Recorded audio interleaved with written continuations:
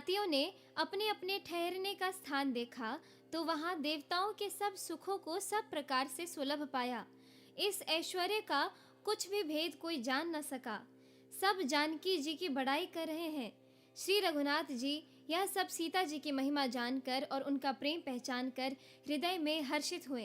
पिता दशरथ जी के आने का समाचार सुनकर दोनों भाइयों के हृदय में महान आनंद समाता न था। संकोचवश वे गुरु विश्वामित्र जी से कह नहीं सकते थे, परंतु मन में पिताजी के दर्शनों की लालसा थी। विश्वामित्र जी ने उनकी बड़ी नम्रता देखी तो उनके हृदय में बहुत संतोष उत्पन्न हुआ। प्रसन्न होकर उन्होंने दोनों भाइयों को हृदय से लगा लिया। उनका शरीर पुलकित हो गया और नेत्रों में प्रेमाश्रुओं का जल भर गया। वे उस जनवासी को चले जहां दशरथ जी थे, मानो सरोवर प्यासी की ओर लक्ष्य करके चला हो। जब राजा दशरथ जी ने पुत्रों सहित मुनि को आते हुए देखा, तब वे हर्षित होकर उठे और सुख के समुद्र में थासी लेते हुए चले।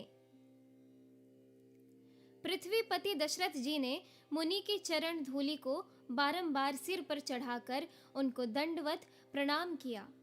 विश्वामित्र जी ने राजा को उठाकर हृदय से लगा लिया और आशीर्वाद देकर कुशल पूछी।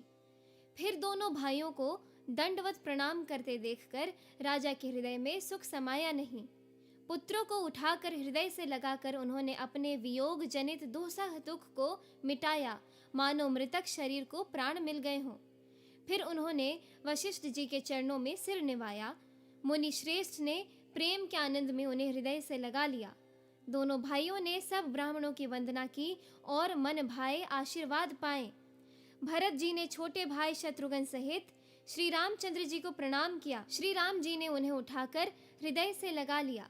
लक्ष्मण जी दोनों भाइयों को देखकर हर्षित हुए और प्रेम से परिपूर्ण हुए शरीर से उनसे मिले।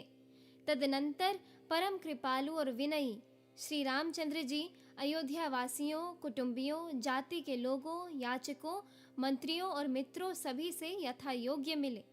इस एपिसोड में इतना ही। आगे की कथा सुनने के लिए कृपया मेरे YouTube चैनल को जरूर सब्सक्राइब कर लें। जय सिया राम।